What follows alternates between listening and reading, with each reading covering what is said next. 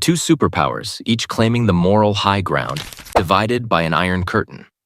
One side waves the banner of democracy, the other promises revolution.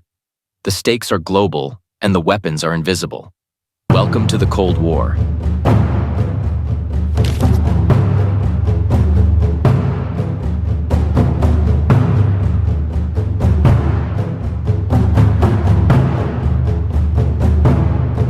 A 45-year battle that never saw a shot fired between the US and the USSR, but instead played out through spies, propaganda, and the ever-present threat of nuclear annihilation.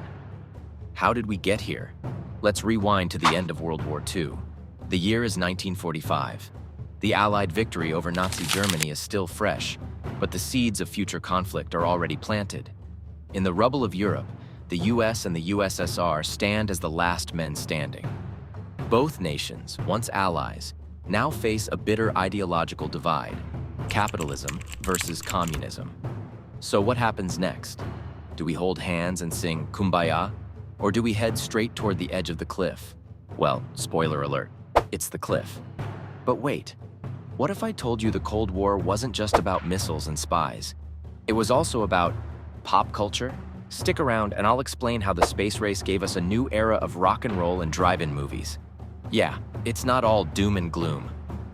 The early days of the Cold War were a cocktail of paranoia, espionage, and military brinkmanship.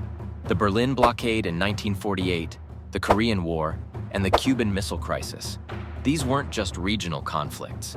They were the chess pieces of a superpower showdown. And the question hanging over it all: who's got the bigger nuclear button? Let's talk about the Cuban Missile Crisis. That time, the world came dangerously close to nuclear war. The year is 1962. Cuban missiles in sight, US jets on alert, and President Kennedy facing off with Soviet Premier Khrushchev. The tension? Unimaginable. The stakes? Life or death. But here's the catch. It wasn't just about missiles. It was about credibility. Whose word could be trusted? Who could back down first? By the way, imagine trying to negotiate with someone when you're both just a misunderstanding away from the apocalypse. That's kind of like trying to agree on pizza toppings with your best friend when you're both hangry.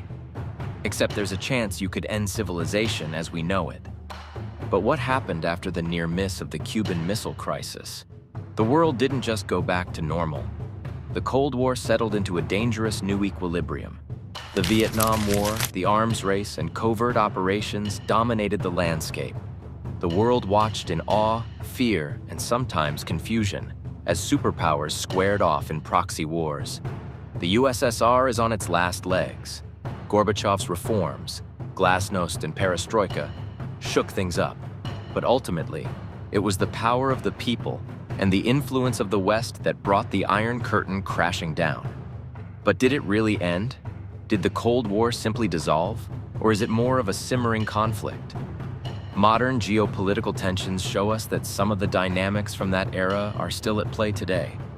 The legacy of the Cold War is alive and well, but how has it shaped the world we live in?